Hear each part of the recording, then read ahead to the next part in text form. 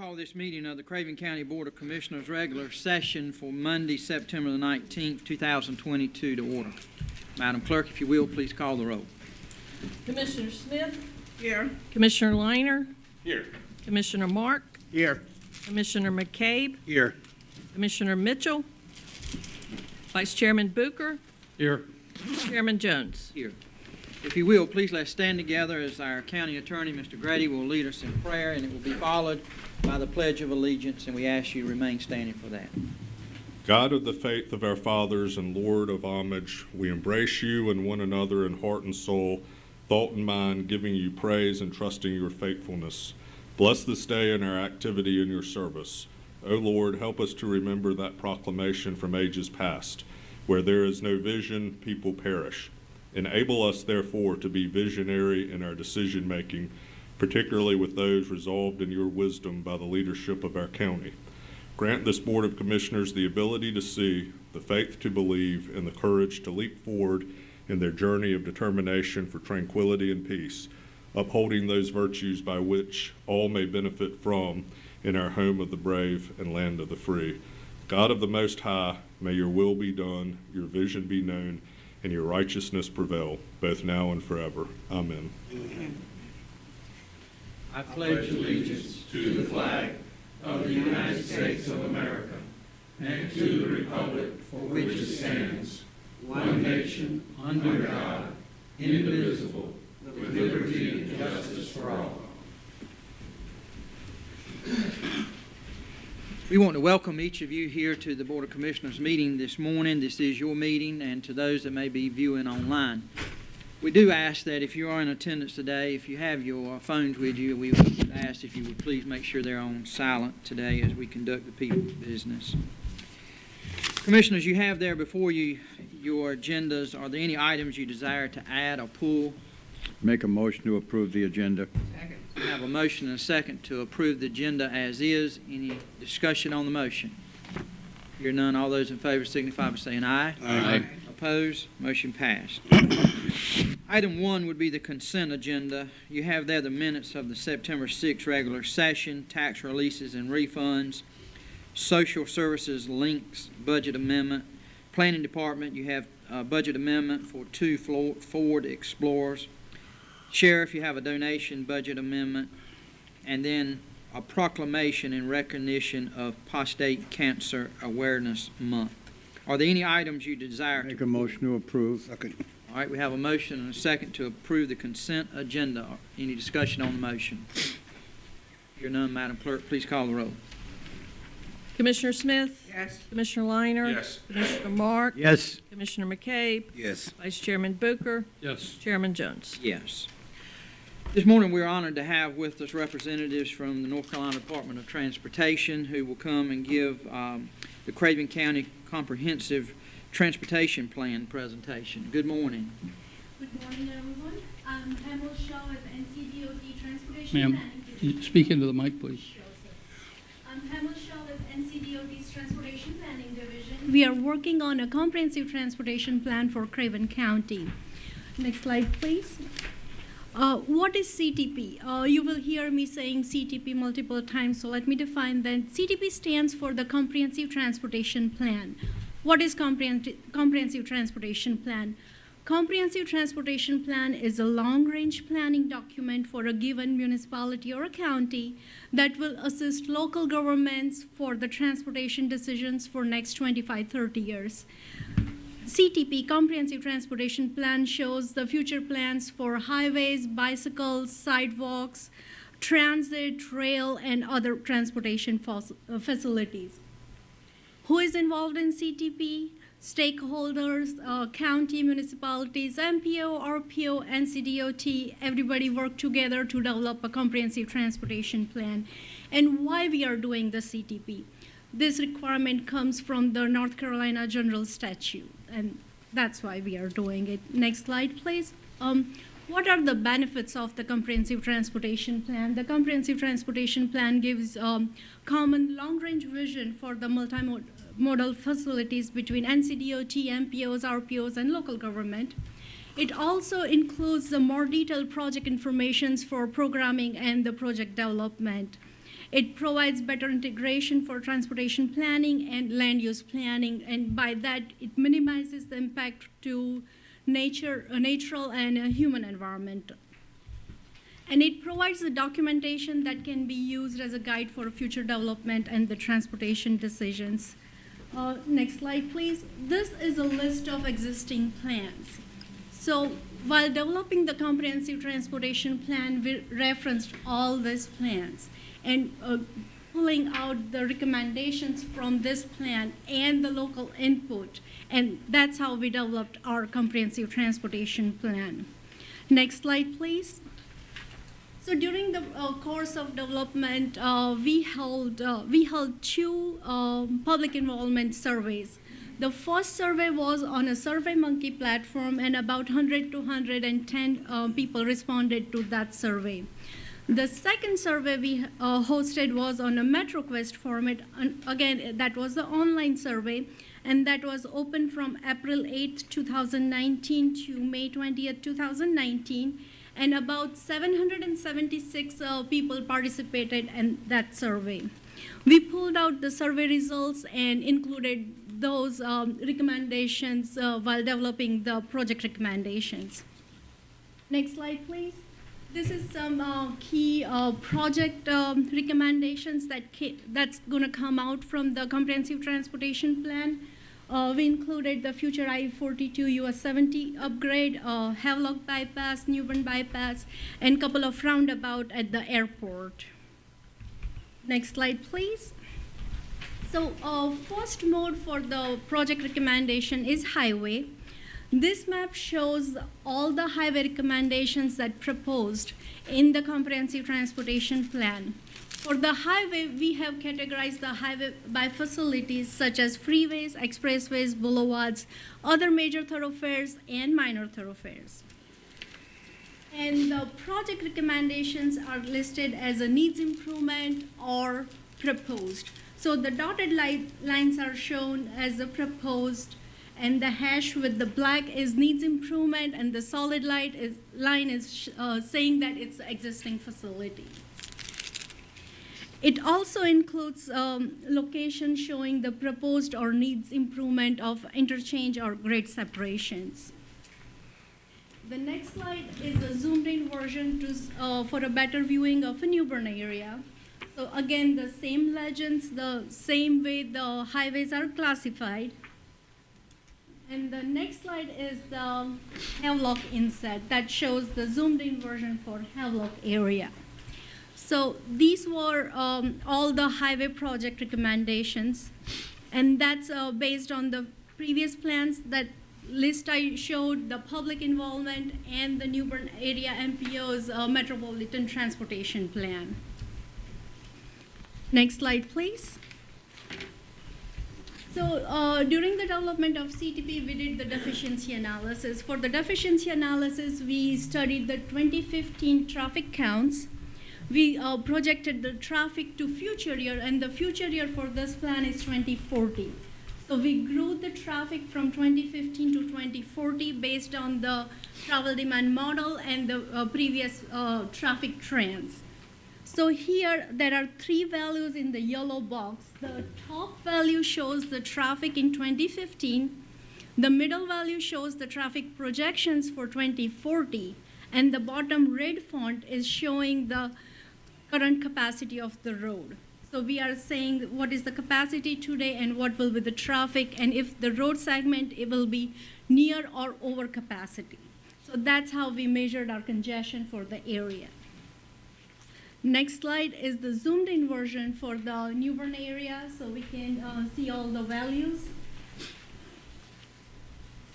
And the same concept, three numbers showing the 2015 numbers, 2040 numbers, and the capacity of the road. The next slide is the Havelock area inset that shows the same concept, three values, the base year, future year volumes, and the capacity of the road.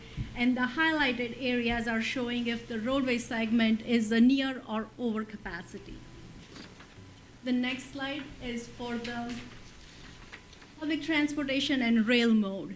So again, this is a new list of different projects in the area. We worked with the Craven area rural transit system, studied their existing route, studied their proposed routes from their plans, and we also gathered public input. And the next slide, we showed all the project recommendations for public transportation and rail. Next slide, please. So here, we are showing the existing bus routes and the proposed bus routes, and also here we have included some proposed park and ride lots that came out from the New Bern area MPO's Metropolitan Transportation Plan. Next slide, please. So zoomed in version for the New Bern area showing all the proposed park and ride lots. Next one is the Havelock area inset that shows the proposed bus route. Excuse me, Yes, sir. the people at home can't hear you when you're faced that way. Oh, I'm sorry. All right, I just want to make sure that everybody hears your good information. And please stop me if I'm going too fast. No, you're going fine. Okay. I get excited while I know, presenting and I appreciate that. Mr. Chairman, can I ask a question before we get too far? On your deficiency sheet for Havelock, Ms. Shaw, does that contemplate the bypass? That show you're looking at your numbers, but that's going to change soon, right? so while doing the traffic projections for 2040, Havelock Bypass is a funded project, so we considered that as a build, and that's how we did projections for 2040. So we will think that Havelock Bypass is built, and there are still some congestion in the Havelock area, even though we are considering the traffic on Havelock Bypass. And I don't have a zoomed in version, but we put the number there. So it's about, I think if I'm reading correctly, it's about 10 to 14,000 traffic we put on the future year for the Havelock Bypass. Okay, thank you. I think it's a 14,000. And we are considering that's being open to public by that time.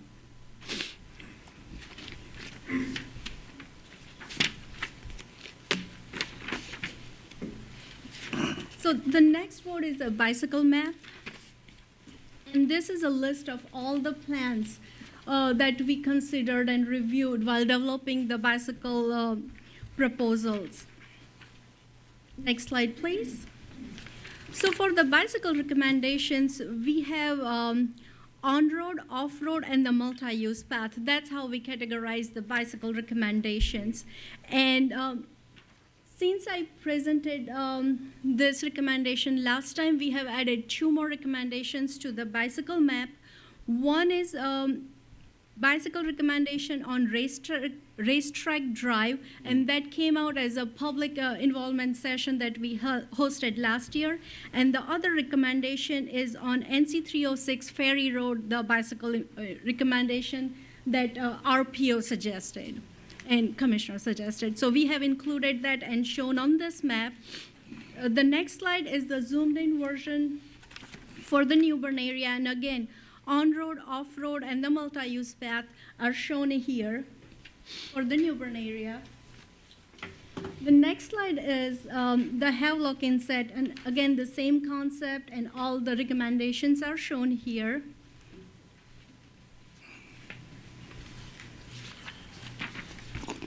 Next slide, please. The next one is the pedestrian.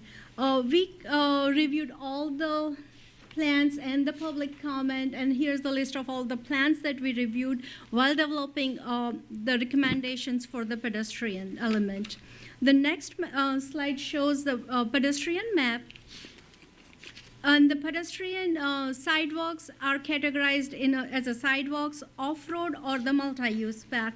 And these are the same multi-use path that's shown in the bicycle map and the sidewalks because they serve both the modes. And there is only one additional project here, again, that's a multi-use path on a Ferry Road, NC 306, and we included recommendation as a sidewalk, as a separate project, and the multi-use as a separate project, so RPO has a more leeway in how they want to submit the project in the next prioritization session. The next slide, please. Same legend, same concept, sidewalks, on-road, off-road, and the multi-use path for the Newbern area. It's just the zoomed-in version for the Newbern area. Next slide, please. This is for the Havelock area. Just the inside of the big map. And I have a next slide that's more insights for more areas for Dover, Cove City, and other insight for Newbern, Havelock, and Trentwood, or the Riverbend. So that's all I had for all the recommendations. Next slide, please. Today we are presenting this as an information item, and we will ask for your direction, how you want us to proceed next. So next step, once you're ready for moving forward, the next step should be a public hearing if it's your public involvement plan requires it, and then the adoption by all the municipalities in the RPO, Newbern MPO, and the RPO endorses it. And after all the adoptions locally done, Board of Transportation for NCDOT adopts, and then the plan is finalized. And the next slide, please. This is the last slide. This is my contact information. I'm Hamid Shah, and we have Abhishad Narozi, who's my supervisor here. And I'll take any questions if you have. All right, Commissioner Moore. I'd like to go back to map 3, which Yes, is sir. Vanceboro. And you show it going through Main Street there.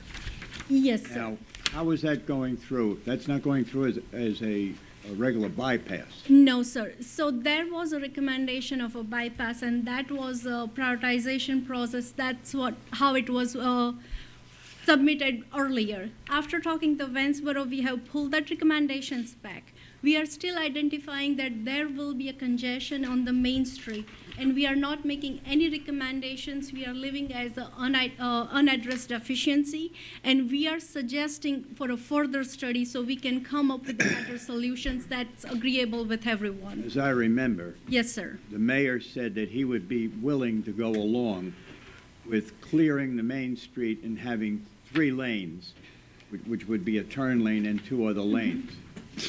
So this is a very specific corridor analysis that we need to do, and for the comprehensive transportation plan, we are just looking a very high level.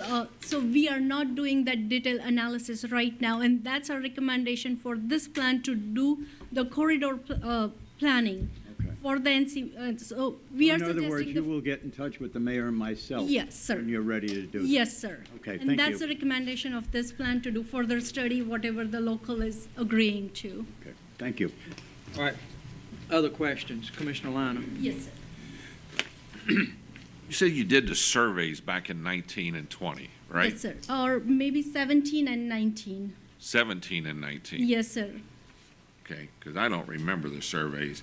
And I'm just trying to figure out, how important are the surveys? I mean, you only had between 700 and 800 surveys out of 106,000 people in this county. So, I mean, it can't mean much to you. I mean, what are you basing? So we also hosted 2 in-person public workshop together input, and we formed a steering committee from the local stakeholders, and we met with them to gather the local input. So we want to listen to what the public wants here. And that was the reason for hosting the public survey. And while developing the project recommendations, we'll listen to them. So while second public workshop, a lady came to us, and she wanted us to analyze if the racetrack road can have a bicycle and the pedestrian recommendations. The sidewalk recommendation was already there, and based on the input, we went back, we looked at the area. I think there's a school nearby, and the kids walk to school on that and bike to school, so we proposed a bicycle recommendations. So that's how the local input works for us. All right, thank you. All right, additional questions? Let me ask this, Jack. As far as our process going forward, what, Don, Chad, whoever, do we require a public hearing before we adopt this?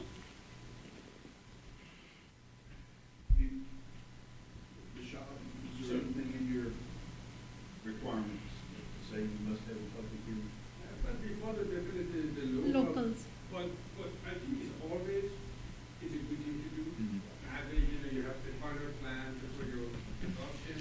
If you can catch any potential feedback, negative or positive, this is the best opportunity to do it.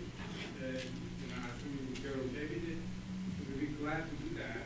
And your collaboration. Okay. When's the deadline that we need to have this submitted back to y'all? In terms of your desire to have the sooner the better, because as we are getting closer to holidays, so things slow down. And we would appreciate meeting is reasonable within maybe end of next week would be possible, sir. To let us know if you want to have a public hearing. We definitely, I think we need to, because this is a plan that's going to be with us for 25 to 30 years. And as a result of it, if there's projects out there or desires out there that we're not aware of, that would be a good time for us to be able to hear about those.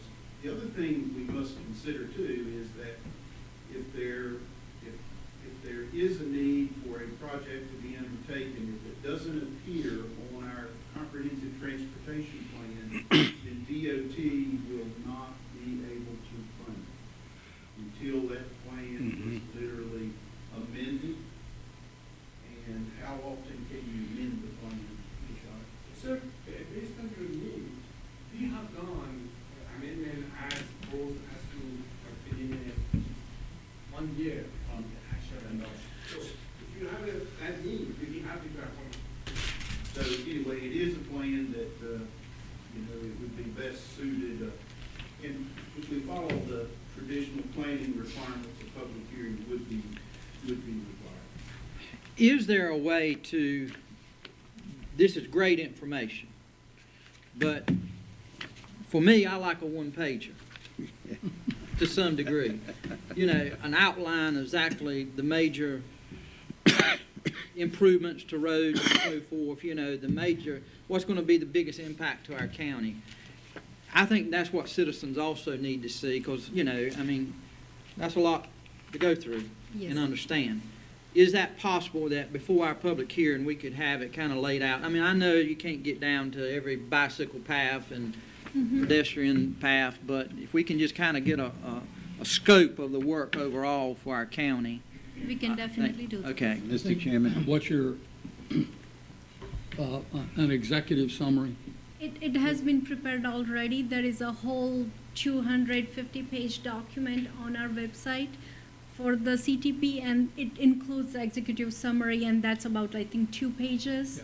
It's already there. I can good. send it to you guys. Yeah, and I think we need a time frame on each one of these. In other words, let's take Bansboro. When would you consider, what year would it be that you're planning on going through Bansboro? So this is not a financially constrained plan. So That's why I'm asking. So in this, we are just identifying the needs of the area. We are not promising that all the projects will be built. So once you are ready, once this plan is adopted, once you are ready, you can work with the RPO to submit the project. And if the project is approved, we can start working on it. All right, so commissioners, I think it would be a consensus in taking the suggestion from North Carolina Department of Transportation and our staff to have a public hearing. Is everyone in agreement of that? Yes. So October 3rd? October 3rd, could we have that summary, that executive summary by Sure, sir. then? Do you think that gives us adequate time to be able to share it with citizens? If it's where I think it is we could have it this afternoon and have it posted, Don, Chad, later today. If it's already, the document's already created, the executive summary, so we could get it out to you guys today, put it on the website today. Everybody feel comfortable with that? Yes. Okay, so do we need do you want to entertain a motion to? Motion to set a public hearing at 7 p.m. on October, So, 6 second. p.m. Yep. Okay, we have a motion and a second from Commissioner Smith to set the public hearing on the Craven County Comprehensive Transportation Plan presentation. Any discussion on the motion? All those in favor signify by saying aye. Aye. Opposed? Motion passed, and staff will get that put on the website. Okay. We thank you so much for y'all coming today and for your plan. Thank you.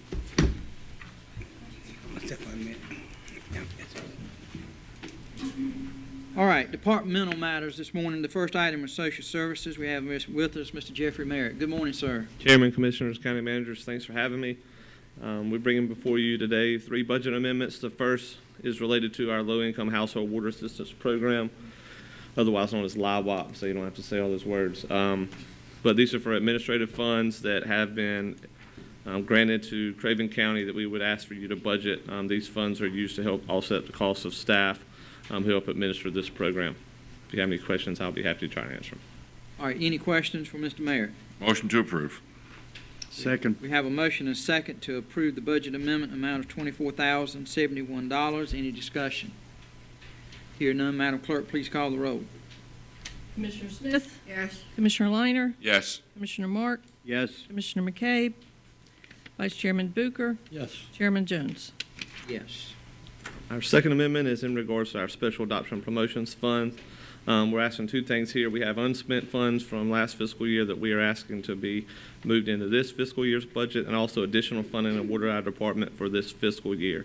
These funds are granted to our department based upon us meeting a baseline for the number of adoptions, and also if we complete adoptions that have special characteristics with them. Some examples of those would be adopting a sibling group of 3 or more, adopting a child with some serious behavioral health or medical needs as well. So as you can see, those funds are in the amount of $99,544 we'd ask you to approve. And there is no county match to these. These are all state and federal funds. So moved. All right, we have a motion and a second. Any discussion on the motion to approve the budget amendment in the amount of $99,544? Hearing no discussion, Madam Clerk, please call the roll. Commissioner Smith? Yes. Commissioner Liner? Yes. Commissioner Mark? Yes. Commissioner McCabe? Yes. Vice Chairman Bucher? Yes. Chairman Jones? Yes. And our last budget amendment is in regards to our senior center. These are donation funds that were unspent from last fiscal year that we are asking you to roll forward to this year. These funds mainly are donated from corporations, but mostly individuals that go back into the programs that we run. We do some special events such as Mother-Daughter Tea, we do Older Americans Day and things like that. We do arts and crafts, and people will put, you've seen the donation list, maybe as little as $3.50 or something like that. But we use these funds, they all go back into the programs that we do. In that we budget what we think that we'll need, but sometimes those programs have more individuals, so it may be a need for more supplies and things like that, so everyone can participate. Motion to approve. Second. All right, we have a motion and a second to approve the budget amendment in the amount of $23,857. Any discussion on the motion? Hear none, Madam Clerk, please call the roll. Commissioner Smith? Yes. Commissioner Liner? Yes. Commissioner Mark? Yes. Commissioner McCabe? Yes. Vice Chairman Bucher? Yes. Chairman Jones? Yes. Thank you, Jeff. Thank you. All have a good day. Appreciate it. Next item would be carts. We have with us Ms. Kelly Walker Cuthrell. Good morning. Hey, good morning. If I may, before I begin, I'd like to introduce our Assistant Transportation Director. Her name is Peggy Gillen. Welcome, Peggy. Thank you. Tell us a little bit about yourself. Well, I started with Craven County Schools. I worked with them for 13 years. I was a teacher assistant and a bus driver for 10, and then I became their bookkeeper. And then I went to the Board of Education and worked in the finance department doing payroll. And then that's when I came to the county as payroll. And so, and then I transferred to Arts. Great. Well, we appreciate what you do and welcome aboard Thank you. in this department. Thank you. Thank you, Ms. and good Kelly. morning. Our first item is to request approval of our advertising policy for our vehicles. We were recently part of a proficiency review by NCDOT, and as part of that proficiency review, we were instructed to obtain governing board approval for the existing advertising policy. Other than some minor grammatical and formatting changes, no changes were made to the policy that has been in place for years. We are requesting approval for the policy of rental of advertising space on carts vehicles, which is your attachment number 4A, in order to be in compliance with NCDOT policy requirements. All right, any questions from Ms. Kelly? Hearing none, do I have a motion? So moved. Second. I have a motion and a second to approve the policy for rental of advertising space on the carts vehicles. Any further discussion? Hearing none, all those in favor signify by saying aye. Aye. Opposed? Motion passed. All right, B. All right, thank you. This is to request approval for the statement of capital withdrawn. We were approved to purchase replacement vehicles for our vehicle number 500 and number 476 in fiscal year 2022 using a grant approved by the North Carolina Department of Transportation. The order for the replacement vehicles was placed in September of 2021. NCDOT issued a period of performance extension in March of 2022 to transit systems due to a delay in chassis deliveries to vendors. Systems were informed in July of 2022 that all outstanding vehicle orders had been canceled due to Ford canceling all chassis orders. It will likely be 18 to 24 months before replacement vehicles become available for purchase.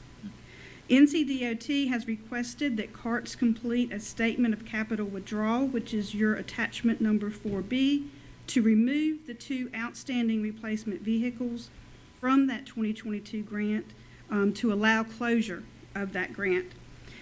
Those vehicles would then be included in our fiscal year 24 capital grant application, which is scheduled to be released in November, along with the vehicles already identified for replacement in that grant cycle. We're requesting approval of the statement of capital withdrawal. The approval of it will not delay the replacement of vehicles number 500 and 476. It merely moves the vehicles from one grant cycle to another. All right, any questions? I would imagine that you asked for a replacement because of mileage, correct? They met useful life. Are they Yes, going to sir. last for the next 2 years before we go? Well, we anticipate that there will probably be additional expenses for maintenance on those vehicles. However, our fleet's in really good condition. They were eligible to be replaced, but they were right at that mark of useful life. So I do think that we will be able to continue to do pretty good with our fleet. And the garage, the Craven County Garage does an awesome job of maintaining our vehicles. So while it's not ideal, I think that we will be able to. So the commissioners won't have to push them. No, sir, you won't have to push them. Additional questions? The only thing I would ask, you feel pretty good that this funding will be put back in next time? You think they'll? in our Yes, next sir. It's at their request, and it's just so that they can close one grant. And by closing that grant, it'll free up that money to assist the transit systems whose vehicles won't last that long and trying to find alternate ways of helping their fleet because of increased cost in vehicles.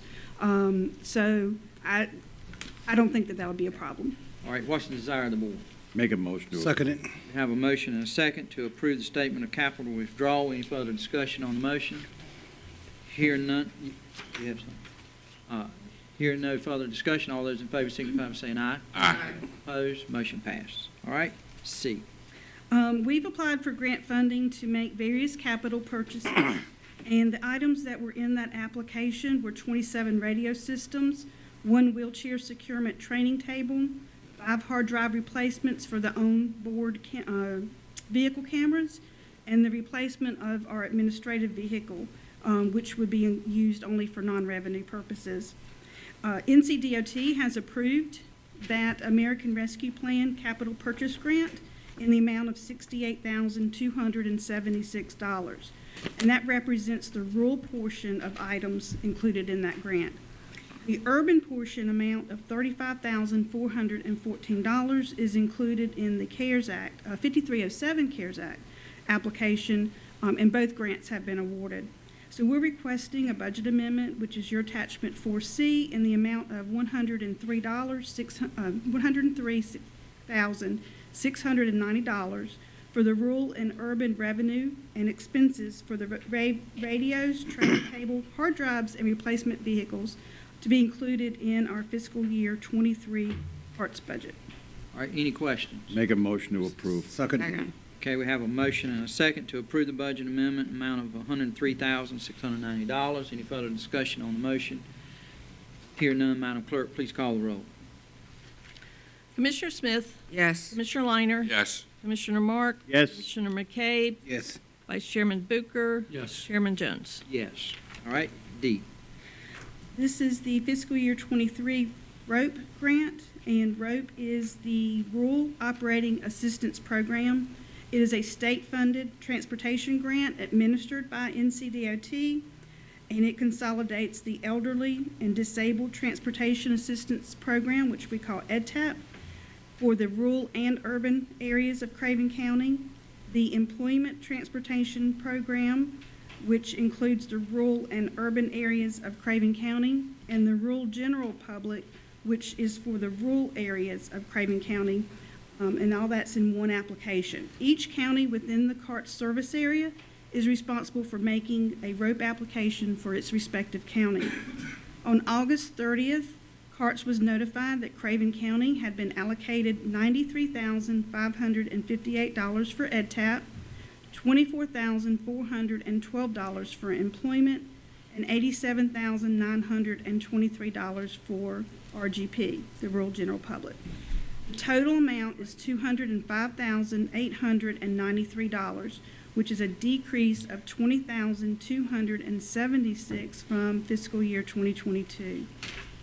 The RGP requires a 10% match, which is covered by fares charged to passengers. A public hearing is not required to apply for this funding, and in addition to completing the application, a certified statement signed by the county manager and county finance officer is required. The application deadline is September 30th, 2022. A copy of that application for the operating assistance is shown in your attachment number 4D. All right, any questions? Commissioner Liner? Kelly, was this loss across the board or certain areas lost it out of it? It was across the board, but one thing that they are allowing us to do that they didn't until a couple of years ago is we can move the money between the programs. So if we have one of the programs that is utilizing more funds, overutilizing, and another program that's underutilizing, we can move that money around. So you don't feel a big major loss in our services? No, sir. Okay. No, sir. Additional questions? All right, what's the desire of the board? Make a motion to approve. Second. All right, we have a motion and a second to authorize staff to proceed with the application process for the 22-23 ROAP grant. Any further discussion on the motion? Hear none, all those in favor signify by saying aye. Aye. Opposed? Motion passed. Okay, and our final item is authorization to apply for the State Maintenance Assistance Program. This is called SMAP, and it is a state-funded public transportation grant program that's administered by NCDOT. And the intention of this program is to provide operating assistance to urban, small urban, and urban regional fixed route and commuter bus systems. Eligible uses of the funds are limited to a system's operating cost. On August 30th, CARTS was notified they had been allocated $130,920 for fiscal year 23. This is the same amount as the previous fiscal year 2022 allocation. The deadline to apply is September 30th, and the funds must be expended by June 30th, 2023. A public hearing is not required. SMAP funding cannot exceed the amount of local match provided for the 5307 Urban Area Formula Funds Grant. With approval of this grant, the CART's local match would be $130,920, and the SMAP revenue will also be $130,920. We are requesting to apply for the entire amount of $130,920 in SMAP funds.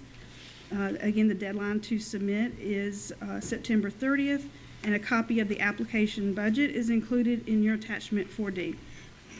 All right, any questions? Make a motion. Okay. We have a motion and a second discussion. Commissioner Liner? Kelly, the 130,000 match coming out of your budget, or how's the match coming out?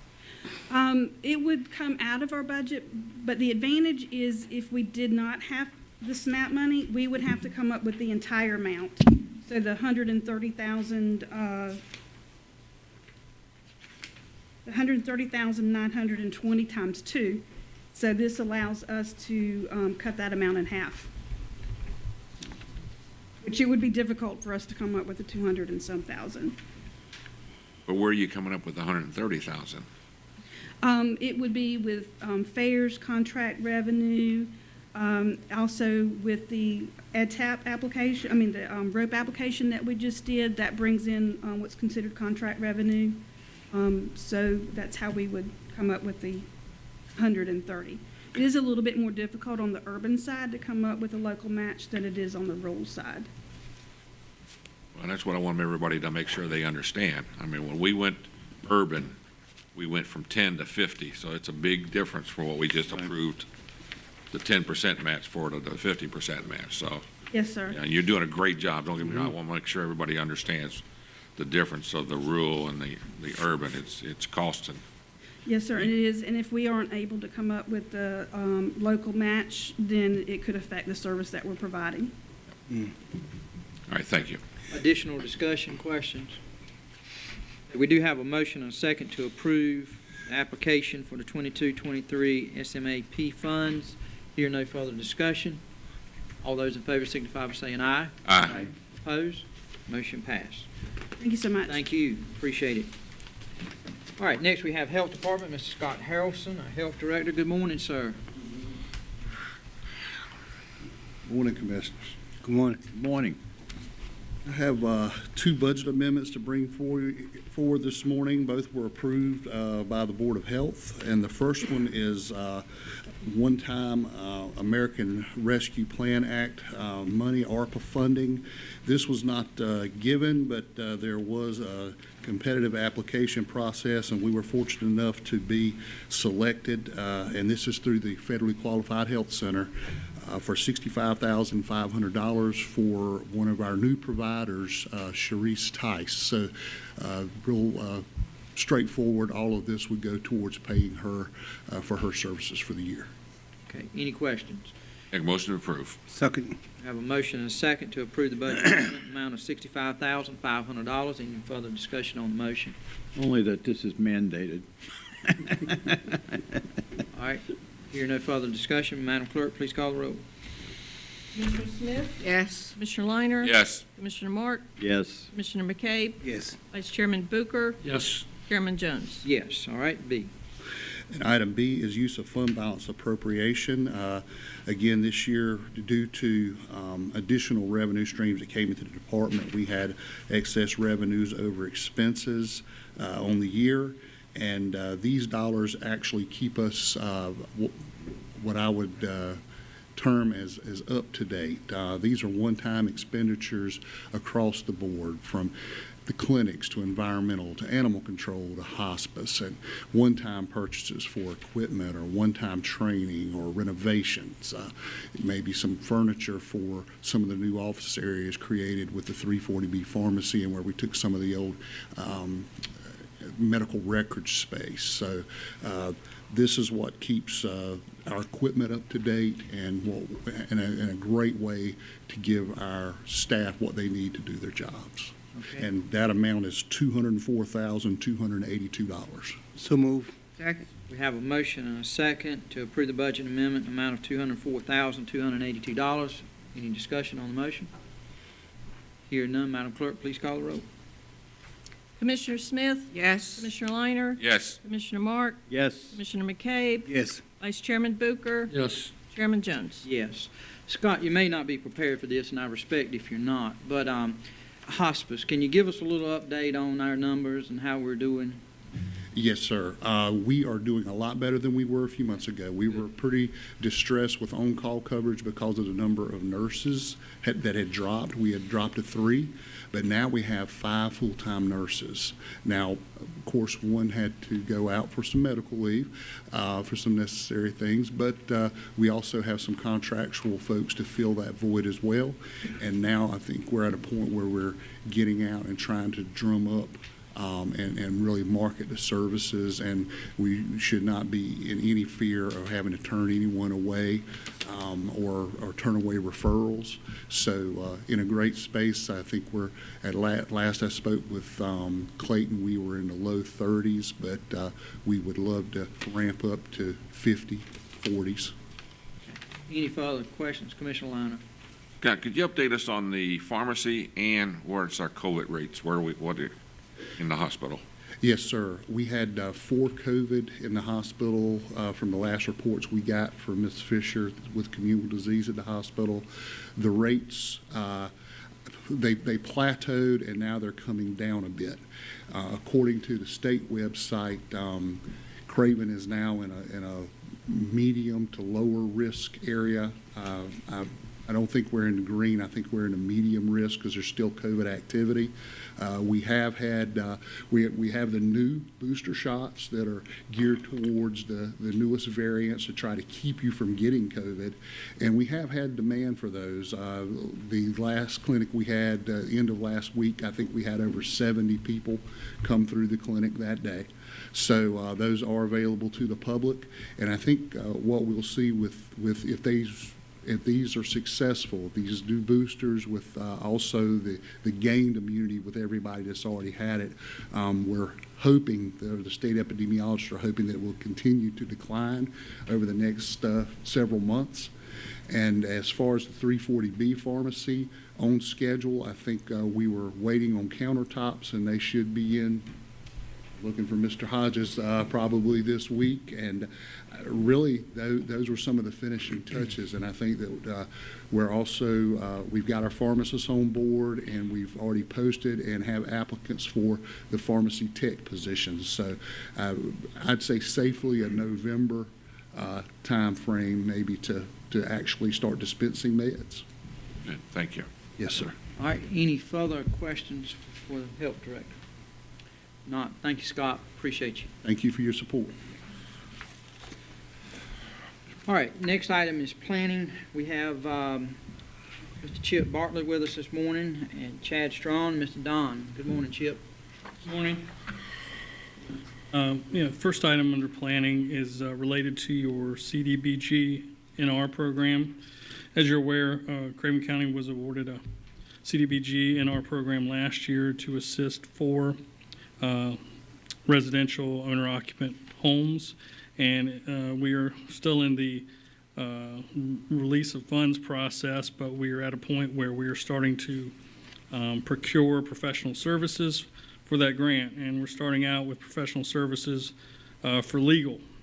So what I have for you today is we did an RFP and request for proposals for legal firms back in July 2022. We received 1 proposal, so we went back out in August of 2022, and we received 2 proposals, one from Summerall Sugg and one from Grady Quattlebaum. Those 2 proposals were reviewed based on our ranking system that we've used through the years in regards to hiring professional services for these grants. Based on the review of both proposals, Grady Quattlebaum PLLC was ranked with the highest number of points. The per title fee from Grady Quattlebaum is higher, but however their hourly rate is less and the response time is half that of the other firm, Summerall Sugg. So based on these factors, we recommend Grady Quattlebaum as the legal services provider for the existing CDBG NR program. And feel free to, I'm here to answer any questions. Action needed would be to authorize the county manager to sign that contract with Grady Quattlebaum PLLC. Motion to approve. Second. All right, we have a motion and a second to approve the execution of the standard contract with Grady Quattlebaum. Any discussion on the motion? Hear none. All those in favor signify by saying aye. Aye. Aye. Opposed? Motion passed. Thank you, sir. Thank you, Chip. Good morning, Mr. Chad. Good morning. How are y'all? All right, sir. As a result of Craven County's efforts of working with the Division of Coastal Management Resiliency Community Program, the county was awarded $45,000 to perform a living shoreline study within the Neuse and the Trent River basins. A living shoreline is a protected, stabilized coastal edge made of natural materials such as plants, sand, and rock. Purpose of this study is to identify locations along the Neuse and the Trent rivers that have seen substantial shoreline erosion over the past 100 years. Once these areas are identified and living shoreline treatment options are produced, the county plans to apply for grant funding to construct a living shoreline at sites that would protect public infrastructure from future storm damages. Before I move into our request today, I would like to pull up a couple examples of some erosion that we have on the Neuse River, and also show you a picture of a living shoreline. So as you can see from the photograph here on the left, this is January 1939. This is at the mouth of the Scotch Creek. And that circle is exactly the same on each photo. Look at the photo 2021. You'll see the amount of land that we've lost just in this one particular area of the county. This has happened all up and down the Neuse River, and even in some locations of the Trent River. So this established our need to look at the amount of land that's being lost along the Trent River and the Neuse River. Now, can't really tell you where this sediment's going. We figure that it's going downstream, and it's probably being deposited on shores on down the Neuse River. So this is some pictures of living shoreline. So what a living shoreline is rock, and you can also have it old oyster shells that are embedded into the concrete rock there. You set it out off of the shore from where you have erosion taking place. What happens is when you have wind tide and the water comes over that concrete barrier, sediment's deposited on the backside of that concrete barrier. So then you start having the land, it's accretion. You start accreting land in these areas that we've seen a lot of erosion. Then, as in this picture here on the right, you see grasses start taking place, and then these areas act as buffers for future storms or when you have surge and wave runout. Question.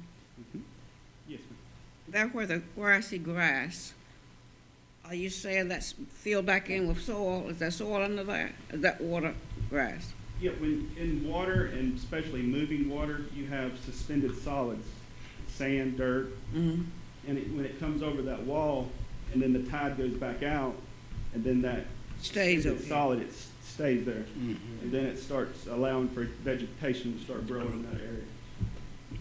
That's good. Any further questions on that? All right.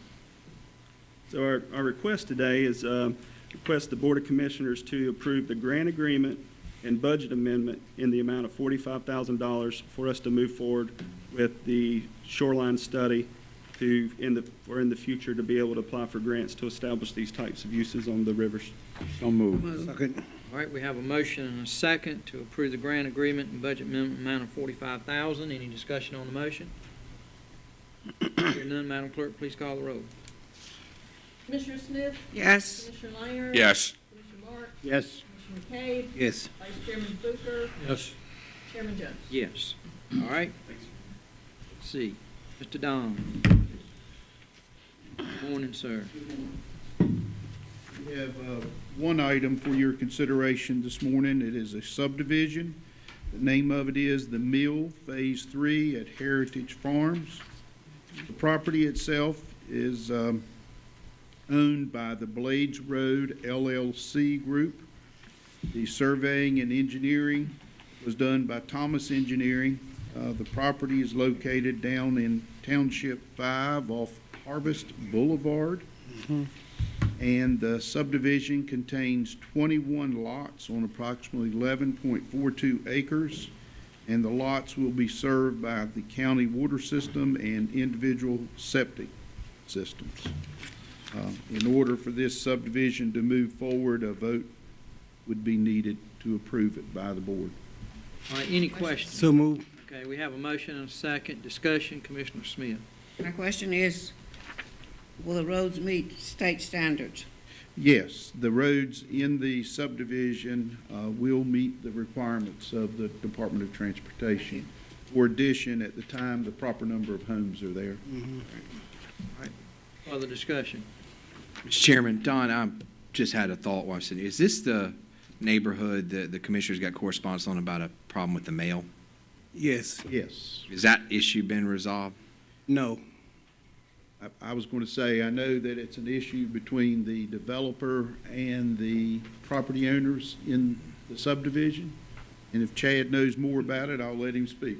Yeah, I checked on that this morning Yes. before we got here. All right. They have been installed. The gang box is at this location to satisfy the requirements of the U.S. Postal Service. You know what day was that? The engineer may know, it's been in the last few weeks that they've been installed. I believe so. The last space we just built, Uh-huh. we put the pad in, and I think the boxes are there. Okay. Chad, did they move the mailbox in front of the residential area? Do you know about that? Once those gang boxes are put in at the identified location by the Postal Service, then the individual mailboxes shall be removed at that point. Yeah, by themselves? Yes, sir. I know it's there. I just asked you. Thank you. All right, any further discussion? Here none, we have the motion and a second to approve the mill Phase 3 at Heritage Farms. Here no further discussion. All those in favor signify by saying aye. Aye. Opposed? Motion passed. Thank you. All right, thank you, gentlemen.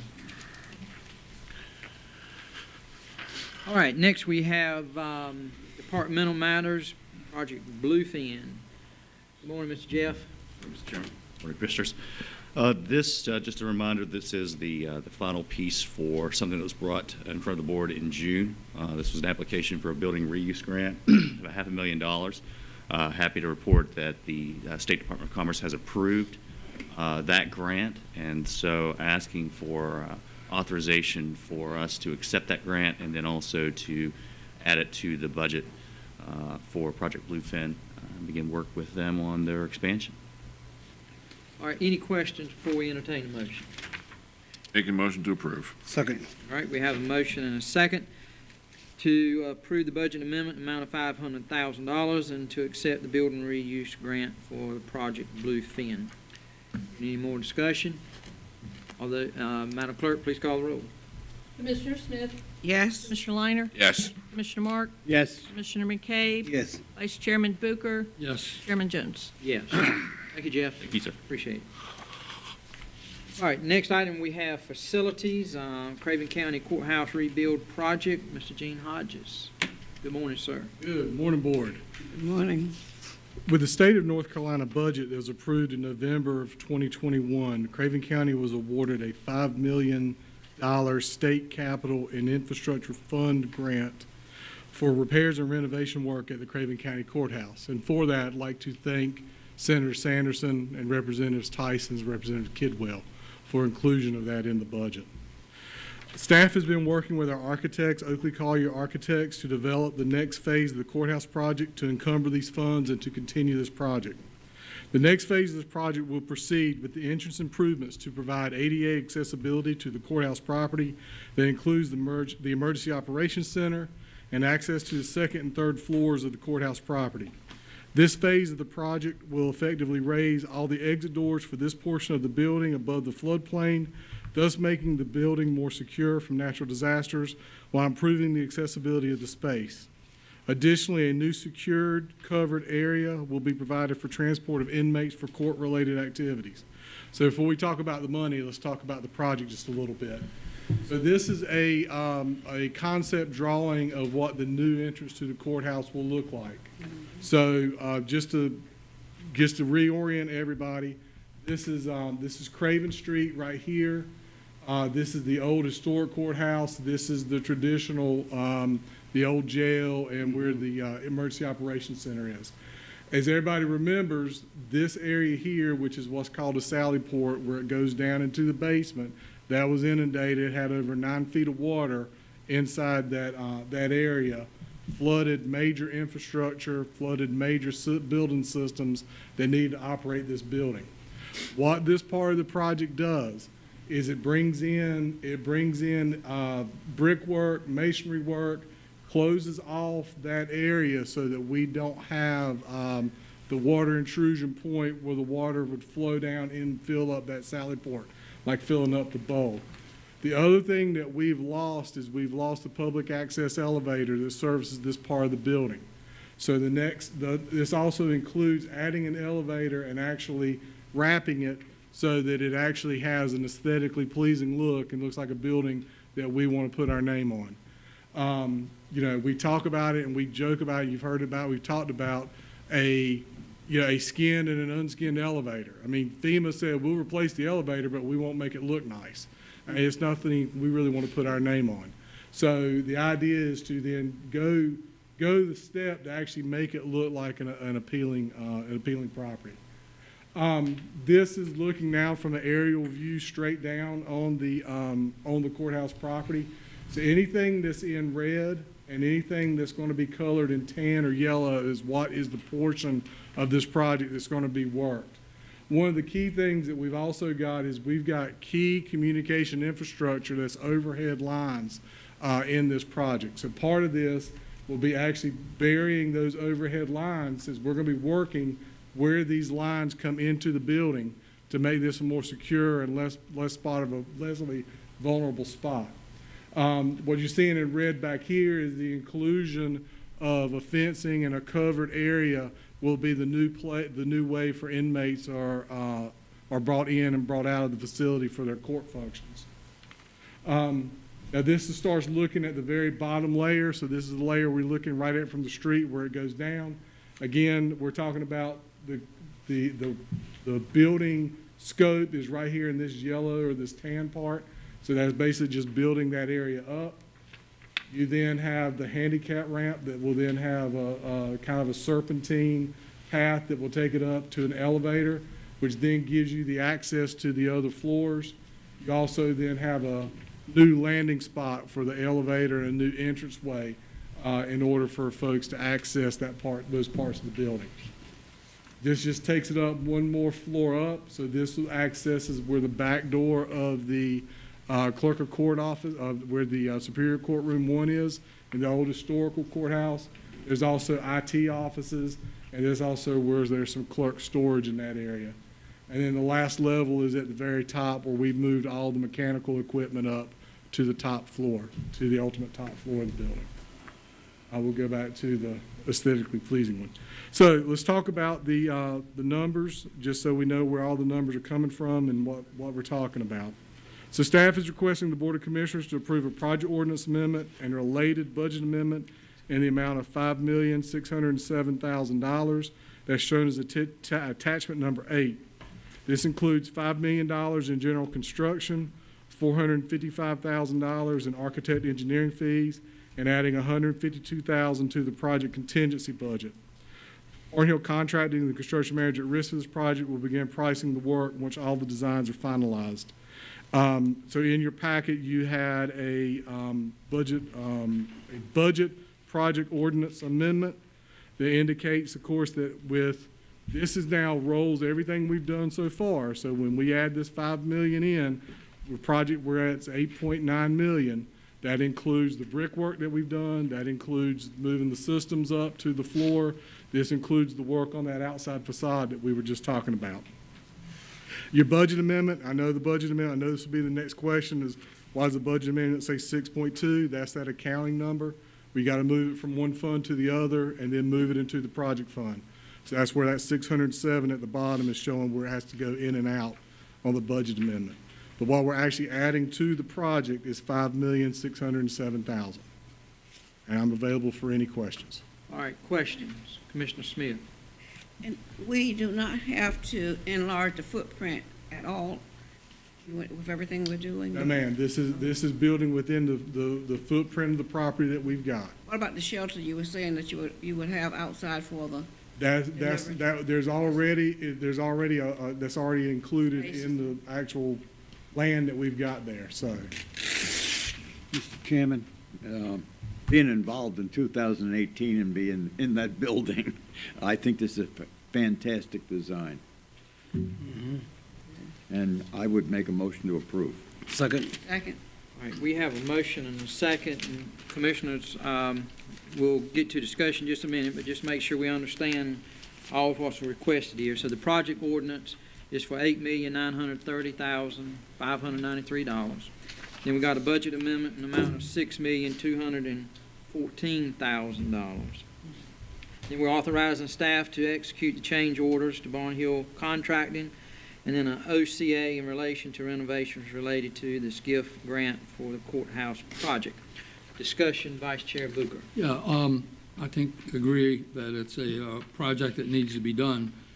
Gene, you have a ballpark or just a guess, I guess? If we prove this today, which I'm guessing we will, well, when would you guess we would actually start this project? And how long is it going to take to do it? I'm believing that once we get this approved, finish up with the final design work, they'll probably have all their pricing in between now and the end of the calendar year, and probably start construction probably January or a January, February, March timeframe. And Zach, have they given you an idea what they thought the construction time on it would be? So, yeah, so bidding is in that like 3-month range, the pre-bid, and then 12 to 18 months. So 12 to 18 months on the construction part. All right, further discussion? All right, hear no further discussion. The only thing I have to say, I'd reminded every time we spend money on this of Vice Chair Booker's recommendation a few years ago. I tell you, we're spending a lot of money in this facility, and it's amazing what it's costing. You were pretty smart. But, anyway, we didn't follow your direction, though, did we? Madam Clerk, please call the roll. Commissioner Smith? Yes. Commissioner Liner? Yes. Commissioner Mark? Yes. Commissioner McKay? Yes. Vice Chairman Booker? Yes. Chairman Jones? Yes. Thank you. Thank you, Gene. Thank you, Zach. All right, next we have appointments, Commissioners. You got pending, current, and upcoming. You see there pending appointments there. Do we have any applicants for any of those? Hearing none, we will move to current. We've got right many fire tax commissioners this morning. We'll go to, as we go through, just go to the individual commissioners that represent that district. I approve. All right, the first was Mr. Rolf Maris. I approve that. Okay, we got the nomination for the Township 2 Tri-Community Fire Tax Commissioner. Any additional nominations from the floor? Hearing none, we will set Mr. Maris by acclamation. Next would be Township 7, Alton Riggs. Vice Chair I Booker. recommend him. All right, we have a nomination for Mr. Riggs. Any additional nominations from the floor? Hear none, he will be accepted by acclamation. Township 1, Mr. Midget. I recommend him. All right, do we have additional nominations from the floor? Hear none, we've set Mr. Midget by acclamation. And then Township 8, West Newbern Rims Fire Department, that is Commissioner Mitchell and myself share that. I would ask for Mr. McLaughlin to be reappointed. Are there any additional nominations from the floor? Hear none, we will set Mr. McLaughlin. Next will be the Fireman's Relief Board. First will be Township 3. Well, I'll do both of these. Dover and Fort Balmer, you have Robert Stroud and Felix Kroom. Also, you go on that is Dredd Mitchell. I would ask that all three be reappointed. Are there additional nominations from the floor? Hear none, we will accept those three. And then going to Mr. Harry McLaughlin, also from Township 8, West Newbern Rims Fire Department. That's Commissioner Mitchell and myself. I would ask that Mr. McLaughlin be reappointed. Are there additional nominations from the floor? Hear none, we've set by acclamation. All right, next is the Recreation Advisory Council. We have Mr. Eddie Gaines from District 2, also not trying to dominate here this morning, but that comes from my district. If you will, I'd like to nominate him. Do you have additional nominations from the floor? Hear none, we will accept Mr. Gaines. All right, Juvenile Crime Protection Council, Miss Billy Matthews, who served under the SRO position. She's no longer in that position, but she desires to continue. Miss Jennifer Dacey has requested that she be appointed to the one at large seats.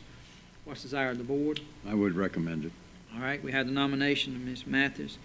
Any additional nominations? Hearing none, she will be accepted by acclamation. Then we have the Board of Equalization and Review. We have Miss Edna Kearney from District 5. Commissioner McKay? Yes. You made that nomination? Yes. All right, we have a nomination of Ms. Kearney. Are there additional nominations from the floor? Hearing none, we will accept is currently by acclamation. Are there any other current that have been forgotten?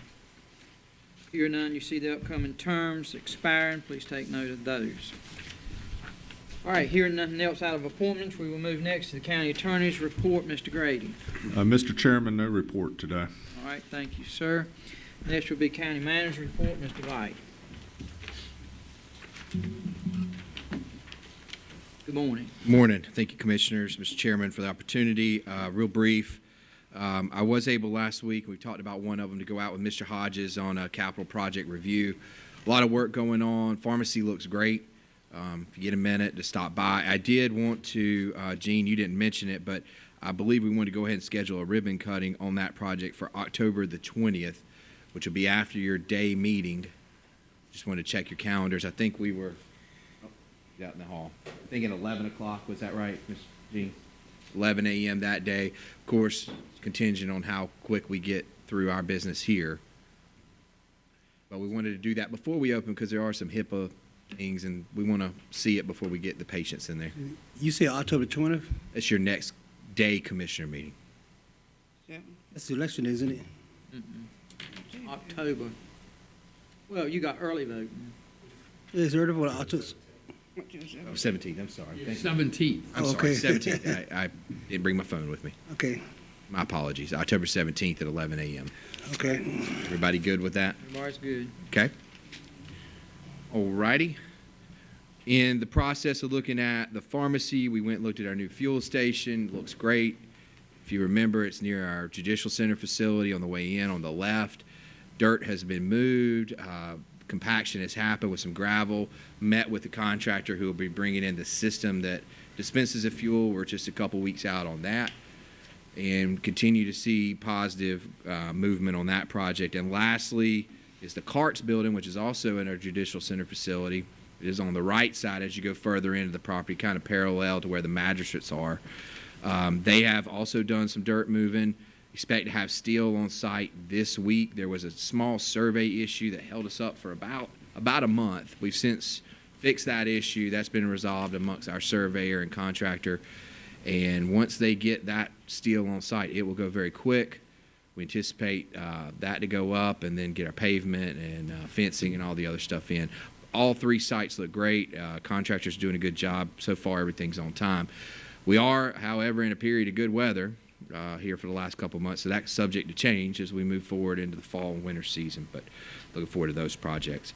I also attended an ACT meeting a week before last. It was the first meeting of the new reconfigured ACT board with new folks, new mission, new tax ID status. I wish Commissioner Mitchell was here to give some comments, but they are continuing to focus on support of Cherry Point, even though they're doing it in a little different manner. They do have some events upcoming, which we'll share in my county manager's memo to you so you can get those for your calendar moving forward.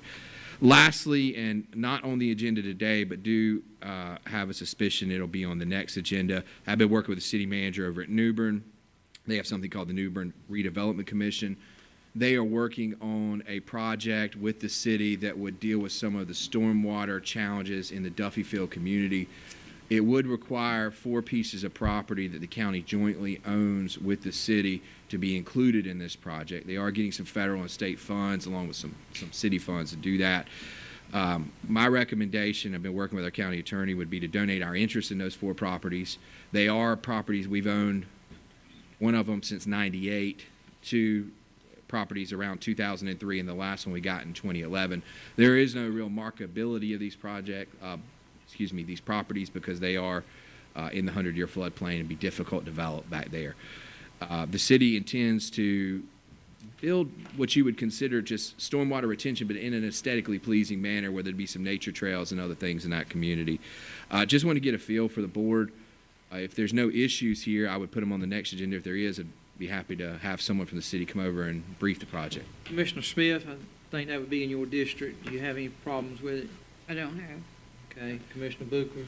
No, and I would just add that there are a number of properties in Duffyfield that have been condemned. We did a bunch of them when I was on the city board. Condemned, houses knocked down that were vacant.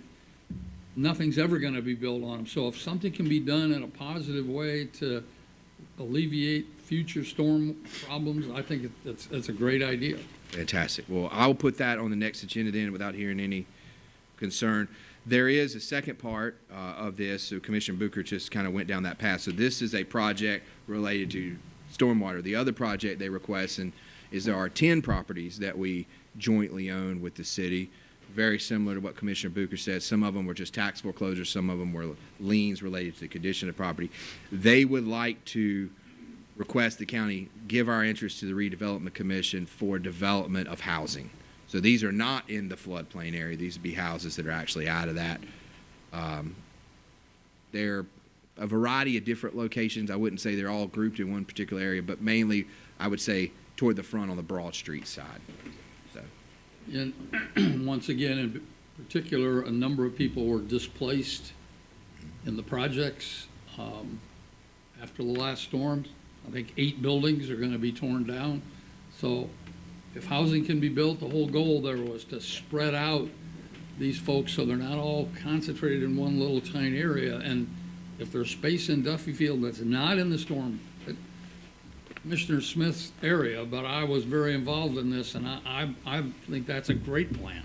If they can, I'd be glad to give them the property if they're going to build housing. And I imagine it would be subsidized housing.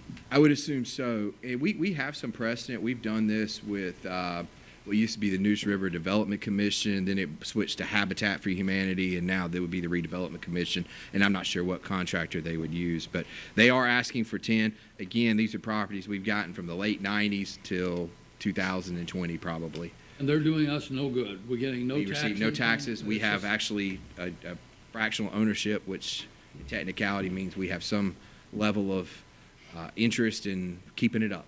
Are you looking at bringing both of those at the same I time? would if the board's okay. Commissioner Smith, how's your feeling on the latter?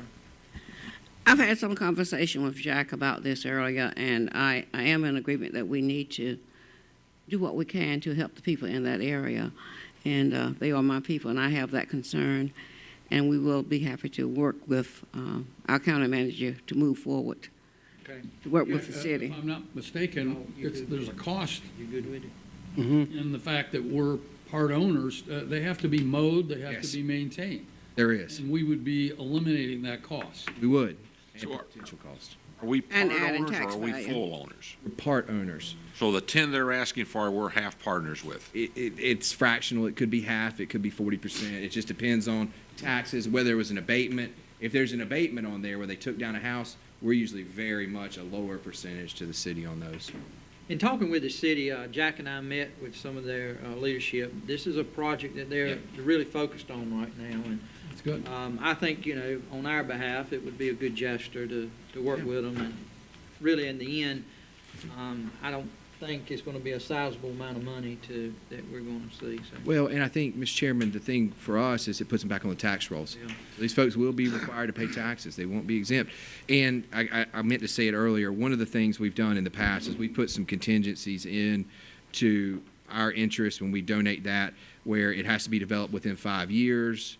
If it's sold for a profit, we get a proportional share of that, but really, at the end of the day, it's just to put housing and get it back on the. Okay, I think I've seen head nods. You got a consensus to bring Yes. it back. All right. That's all I have, unless there's issues. Are there questions for the county manager? Yeah, Jack, the only thing I wanted to say is our reevaluation town meeting schedule. Appreciate y'all putting that in our packets. I think that's going to be very important, that we try to do a great job, commissioners, in getting the word out about it. I mean, it's just around the corner, starting October 17th. So I know you probably will, but just wanted to make sure that we are going to put it on our website and try to make sure folks know their respective communities and what time they are. Yes, sir.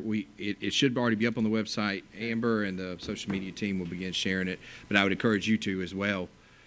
The first one's October 17th, which is our probably biggest area we're going to cover, which will be the one at the courthouse, and that touches almost every commissioner district. So it will go out into various communities. So look forward to it. All right, hearing nothing. All right, thank you, Jack. Thank you. All right, we will begin with commissioners' reports. Commissioner Liner, do you mind starting this morning? Sir, I have nothing. Okay. Commissioner Smith. I don't have anything. All right. Commissioner McCabe. Yes, last week, Tom and I visited the detention center in New Bern. Chip Hughes had a very interesting reentry program. And if you don't mind, I'd like the sheriff to come up and elaborate on that program, if you don't mind. Good morning, Sheriff. Glad to have you today. Commissioners, thank you. Yeah, we had a very good event. It's as we look at what's going on in our jail, we look at ways to cut down on the recidivism rate and how do we address the mental health issues that's in every jail. You know, y'all did put in place a position, a jail navigator, to help facilitate that. A lot of that stuff we've been already doing, but we're starting to drill down and hone in on how we do a better job at it. And we've been doing that. We haven't officially on paper put somebody in place yet. We've got somebody that's been training and working in that capacity. And we already have success stories. That's the good thing. We've already got people that have come back to us that we have gotten help, whether it be through employment, mental health issues, substance abuse issues, with the help of Hope Recovery in Moorhead, which we have beds contracted with them, the Dick Center. But where we're also teaching them some life lessons before they come out, stuff as simple as how to interview for a job. And in that room, we had about 75 people from, 20-some different faith-based, nonprofits, government entities. Our DSS was there. Their director came by. Our HR person, Amber, was there. So we had a good presence from across the board as to what we're putting in place to help these folks. Because like I told them, not everybody in our jail is a bad person. They made a poor life choice or whatever that got them there, but there's many of them that want to get back into society and be a productive member and part of the solution as part of the problem. And as you well know, when we look at our jail budgets, you know, the quicker we can get these people out, the nonviolent offenders, and get them gainfully employed, tax-paying citizens, and being once again a part of the solution as opposed to part of the problem, that's a huge savings to all of us taxpayers. So. And it's the right thing to do. So we're going to continue to work toward that. I was very thankful that Commissioner Mark and McCabe were out there, and they got a chance to see the collaborative effort from so many groups that are coming together, recognizing that we have these problems, and how do we do things differently, that we don't need to continue to go down the road doing the exact same thing and expect different results. So I'm very optimistic and excited about where we're taking this. Thank you, Sheriff, for that update. Anything else you desire to share with us? Commissioners, you got any questions for the Sheriff this morning? Not a question, but I would just add to that what he just said. The program that we've got going where people can be released from jail if they're nonviolent, and they can have an ankle bracelet to monitor them, and we got 40-plus people, I think, on that program right now. A little more than that currently, yes, sir. I got a little project going out at my farm, and the masons that were on the job last couple of weeks, one of the guys had an ankle bracelet on, so he's working, and he's not costing us anything. I didn't quiz him as to why he has to wear an ankle bracelet. But anyway, he's out there every day on the job, and I consider that to be a positive thing. Yep. That's, the EOMP program's working great. Also, our inmate litter pickup program, all help fund. You've seen that, I believe, on Antioch. Yep. Going right down Antioch Road. It's amazing how much trash we're removing from the road, and then a week later, it's back there again. So that's certainly a program. We have success, and we want to grow it if we can. But once again, I thank y'all for supporting that. Also, had an interesting, great weekend of football with our high schools. New Bern fared out a little better than Havelock, but it was a great game. We had a large law enforcement presence there. The chief of police called me and asked if we could have a larger presence than normal, just because of the amount of spectators that were going to be there. It was very uneventful, but we got a lot of compliments about being there. So I think that's something that we are probably going to do with most of our ball games now, just given where society has taken us. So you're going to see an increase in deputies working side by side with our local municipalities to ensure that these ball games are safe and people can come there to watch their children play and know that they're in a safe environment. That's good. Commissioner Lyman. You gotten any negative feedback from the individual you had to escort out? No, sir, absolutely none. And it was media. Yeah. You know, it was not a spectator. It was not a family member. It was someone from another county, Wake County, WRAL, that decided to act the fool, and he was escorted out very quickly. Wow. Mr. Chair, actually, I thank Chip Hughes for coming out and speaking on the mental health program at the center there. It was very important for everybody, and you're doing a wonderful job. Thank you. Thank you. All right, thank you, Sheriff. Appreciate you being here this morning. All right, anything else, Commissioner McCabe? No, sir. All right, Commissioner Mark. Yes, I attended a hospital board meeting along with our Vice Chairman, Booker, and they have a employment recognition that they have each month.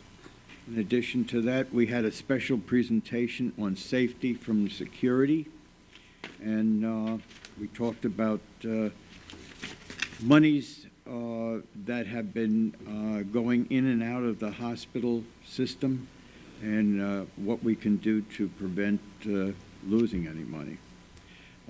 Also attended a TDA meeting.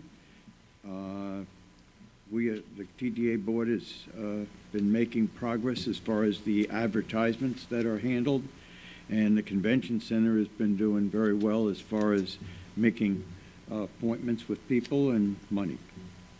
I also attended a meeting of the Bridgeton Town Hall, and they are having a problem with sewage and also money for water to each home.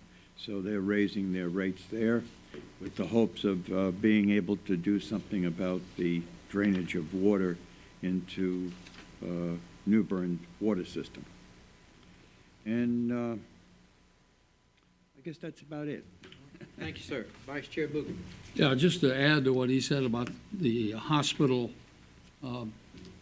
what Sheriff talked about, the society we live in today, it occurred to me that 30 years ago, we probably had, or 20, maybe less, maybe we had one guy there at the hospital in security. Now we've got a very costly system throughout that hospital system and our other facilities that the hospital owns. A lot of money invested just to make sure that the patients and their visitors are safe. And one of the things that really amazing, the number of assaults that occur in the emergency room. It's crazy, and that's the world we're living in now. So we've got a whole police force there at the hospital. And that all adds to cost of everything we do. The only other thing I have is that I attended actually an all-morning meeting. Sheriff was there. Jeff Merritt was there. The organization is the Prostate Cancer Awareness, I guess is the right word. This is Prostate Cancer Awareness Month. It's the #2 killer of people by cancer. You know, we don't hear a lot about it, but breast cancer is greatly promoted. It's #1. Prostate cancer is #2, and it doesn't get nearly the notoriety, the activity. And we had some great speakers. A lot of progress has been made to, I guess, identify and treat prostate cancer all in the last 20, 25 years. Prior to that, it was kind of a unknown thing. So it was a good day. A lot of people were there, including Congressman Murphy and Tyson and a whole host of people supporting what this group is doing. So it was a good meeting and very informative. Thank you, Mr. Vice Chair. A lot going on. The only one that I will speak about, the events that I've attended recently, was Embrace Recovery Rally this past Saturday at Union Point Park. The C5, a group of folks that, and from Craven County government and others, Miss Amber Tamarini, and I just call them her group. They did a fabulous job in this rally. I commend all their efforts, and it's something that I think we can be very proud of what's going on in our county to try to, as we've talked about substance abuse, that we're trying to do to prevent and to educate. I will also tell the commissioners that we received our first amount of money from the settlement Friday evening.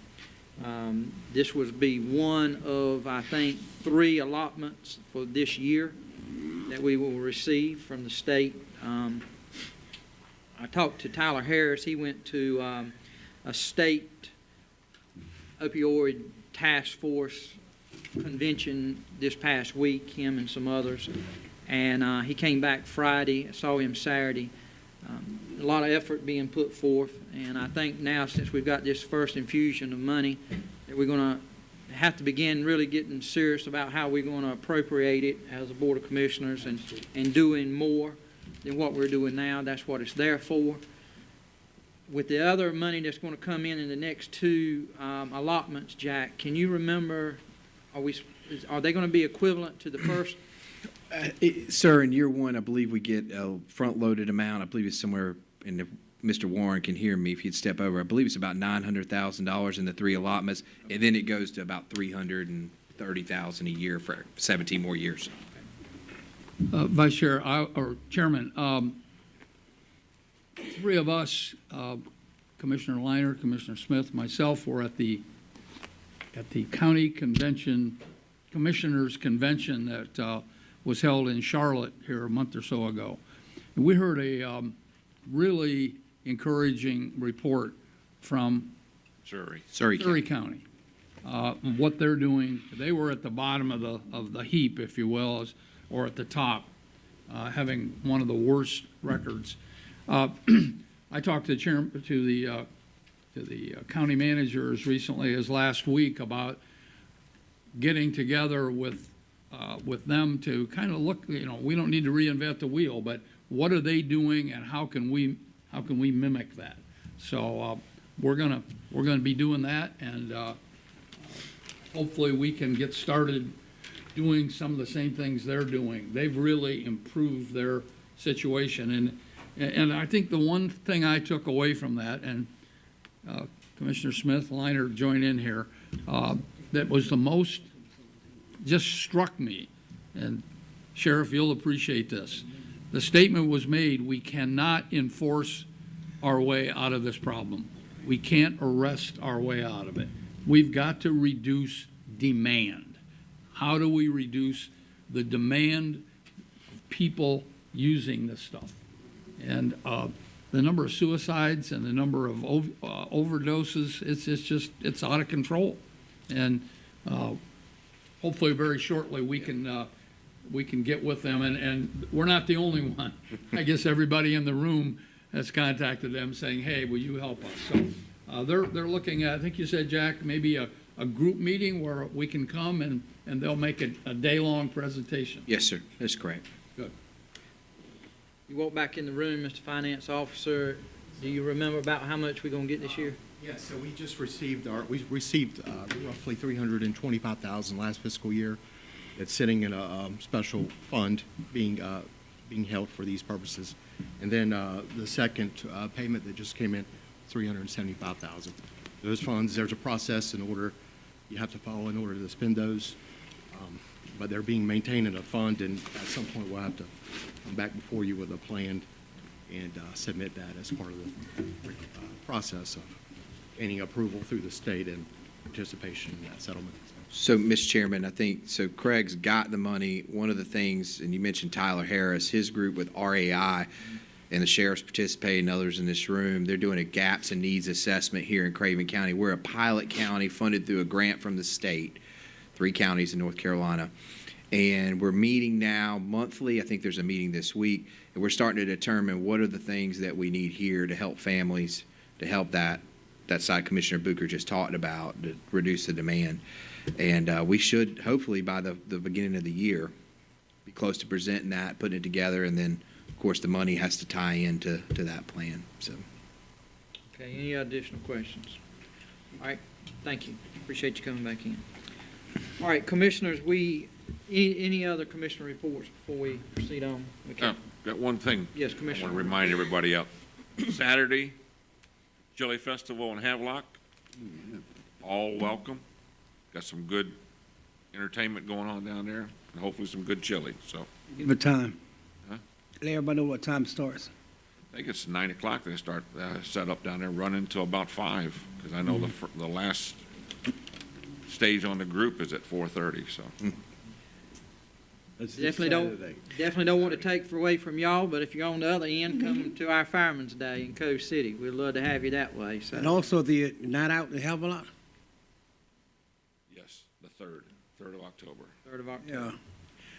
Okay, Commissioners, we are requested to go into closed sessions today pursuant to North Carolina General Statute 143-31811A1, attorney-client privilege, and is to discuss matters relating to the location expansion of industries, other business in the areas served by the public body, and to establish and to instruct the public body staff or negotiating agents concerning the position to be taken by or on behalf of the public body in negotiating. Before we entertain the motion to go in closed session, I do want to ask that after we get the motion that we'll take a 10-minute recess, allow staff the opportunity to get the room in order, and then we'll come back. So do I have that motion? So moved. I have a second. Second. I have a motion and a second to go in closed session. Any further discussion on the motion? All those in favor signify by saying aye. Aye. Opposed? All right, we will stand.